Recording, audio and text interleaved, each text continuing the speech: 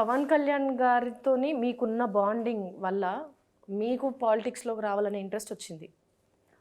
పవన్ కళ్యాణ్ గారి సిద్ధాంతాలు నచ్చడం వల్ల మీరు ఆ పార్టీలోకి రావడం జరిగింది. అవును. ఆటోమేటిక్‌గా. మీరిప్పుడు పవన్ కళ్యాణ్ గారు మిమ్మల్ని అంత ఇష్టపడుతున్నారు కాబట్టి మీకు ఎమ్మెల్యే టికెట్ ఇచ్చే ఛాన్స్ ఉందా? అయన్నీ మనం ఆశించి ఇలాంటివి చెయ్యం మీరు యాక్చువల్‌గా. ఎక్స్‌పెక్ట్ చేయట్లేదా? మనం అసలు అలాంటివి మనం ఎప్పుడూ ఆశించం. ఆయనకి ఫస్ట్ నుంచి ఆయన సిద్ధాంతాలు, ఆయన మనిషి నచ్చాడు కాబట్టి ఆయన గెలవాలన్న ఉద్దేశం ఎక్కువ ఉంటది. ఆయన అనుకున్నది జరగాలన్న ఉద్దేశం ఎక్కువ ఉంటది. కాబట్టి ఆయన మనల్ని ఈ ప్లేస్‌లో ఇక్కడెళ్ళి క్యాంపెయిన్ చేయమంటే అక్కడికెళ్ళి క్యాంపెయినింగ్ చేస్తాం. అంతే నా మనసులో ఆ ఆలోచనలు తప్ప ఏదో క్యాంపెయినింగ్ చేసే ఆలోచన ఉన్నది గానీ సీట్ కోసం మనకి అది ఆశించి అయితే ఏది చెయ్యమంటున్నాను.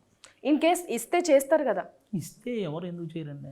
ఇస్తే అంటే అది ఉంది కదా! ఎందుకంటే బయట ఒక టాక్ వచ్చింది. ఏంటి అంటే ఆది గారి కోసం స్పెషల్‌గా పవన్ కళ్యాణ్ గారు కొంచెం అమౌంట్ కేటాయిస్తున్నారు.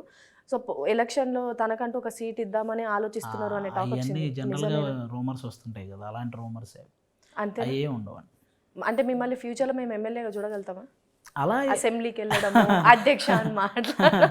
అలాంటివి ఏమి ఉండవు. మనం ఎప్పుడూ కూడా ఆయన ఆయన అనుకుంది జరగాలని, ఆయన గెలవాలని మనస్ఫూర్తిగా కోరుకుంటాను.